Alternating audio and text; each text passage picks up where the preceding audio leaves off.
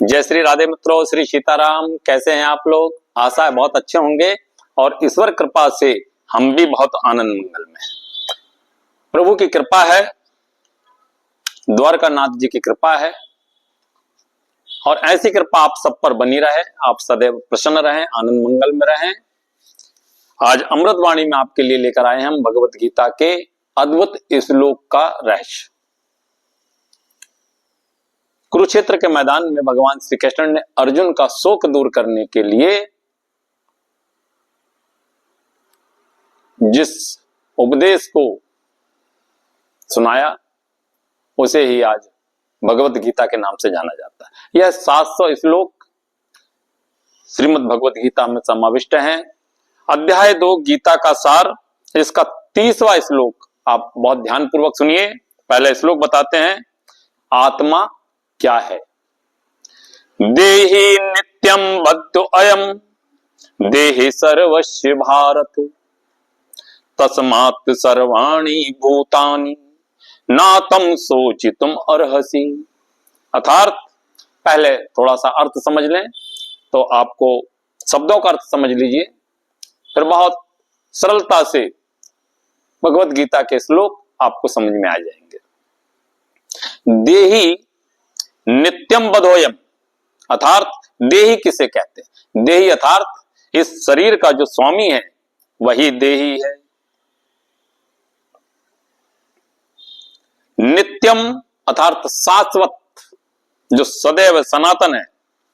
और अवध्य का अर्थ होता है जिसे मारा नहीं जा सकता।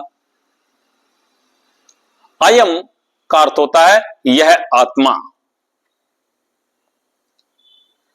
तस्मात् सर्वाणि भूतानि, यानी कि समस्त जीवों को, और सोचितुम अहर्षि, शोक करने के लिए, और अहर्षि का अर्थ होता है योग हो। अब बहुत ध्यानपूर्वक सुनिए, भगवान श्री कृष्ण अर्जुन से कहते हैं कुरुक्षेत्र के मैदान में, हे भरतवंशी श्रेष्ठ अर्जुन, शरीर में रहने वाले यानी देही, शरीर का स्वामी जो है उसे देही कहा गया है। तो शरीर में रहने वाले का कभी वध नहीं किया जा सकता, अर्थात देही का वध नहीं किया जा सकता। देही मतलब आत्मा का वध नहीं किया जा सकता। और तुम्हें किसी भी जीव के लिए यह शोक करने की आवश्यकता नहीं है। वध और आवश्यकता और शोक, युद्ध का मैदान है। युद्ध के मैदान में अर्जुन व्याकुल हो गए। सम्मुख अपने चाचा, काका, दादा, मामाओं, ताऊओं को, भीष्म पितामह, गुरु द्रोणाचार्य, अश्वत्थामा, गुरु भाई, इनको सबको देख करके व्याकुल हो गए, मैं इनका वध कैसे करूंगा। तब भगवान श्री कृष्ण कहते हैं, हे अर्जुन,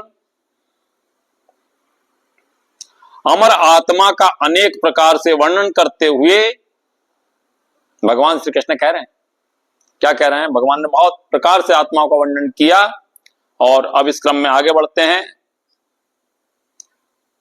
भगवान ने कहा यह शरीर नाशवान है, शरीर का नाश होता है, किंतु आत्मा अजर है, अमर है। इसे ना जलाया जा सकता है, ना इसे मारा जा सकता है, ना काटा जा सकता है, और ना ही इसे सुखाया जा सकता है। पवन इसे उड़ा नहीं सकती, पवन इसे जला नहीं सकती, वायु इसे उड़ा नहीं सकती। यह तो सनातन है, शाश्वत है।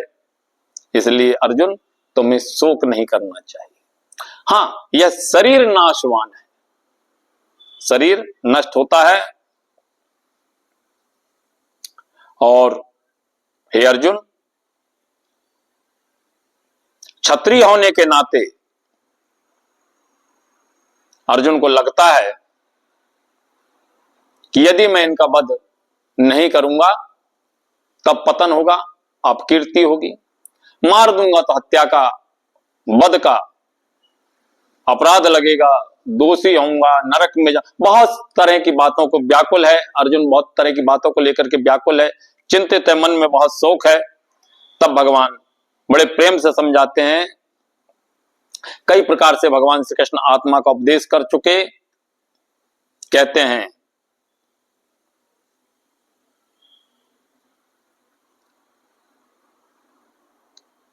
कि भगवान कहते हैं कि मुझे प्रमाण मान करके भौतिक देह से आत्मा भिन्न का पृथक अस्तित्व स्वीकार करना ही होगा।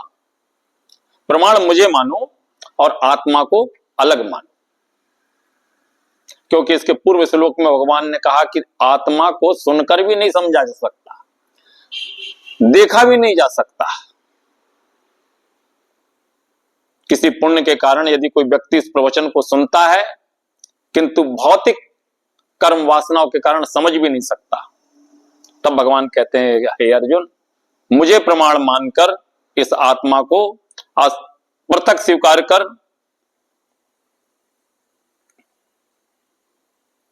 कहते हैं ऐसा नहीं है कि आत्मा जैसी कोई वस्तु नहीं है, या जीवन के लक्षण रसायनों की अंत क्रिया के फलस्वरूप एक विशेष अवस्था में प्रकट होते हैं। यद्यपि आत्मा अमर है किंतु इसमें हिंसा को प्रोत्साहित नहीं किया जा सकता, फिर भी युद्ध के समय हिंसा का निषेध भी नहीं किया जा सकता।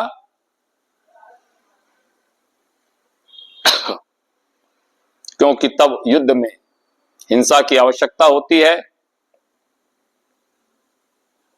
और ऐसी आवश्यकता को भगवान की आज्ञा के आधार पर उचित ठहराया जा सकता है, स्वेच्छा से नहीं। एक बार इस श्लोक फिर से सुनिएगा। देहि नित्यम बद्धोयम देहि सर्वस्य भारत तस्मात् सर्वाणि भूतानि नातम सोचितुर्महर्षि। आपको आत्मा के संबंध में यह वीडियो हमारी कैसी लगी, कृपया यदि आपने अभी तक हमारे चैनल को सब्सक्राइब नहीं किया है तो सब्सक्राइब कीजिए। भगवत गीता के श्लोकों को सुनने के लिए और अधिक लोगों को लाभ प्राप्त हो तो आप हमारे चैनल को, वीडियो को, पोस्ट को शेयर कीजिएगा। जय श्री राधे, जय श्री कृष्ण।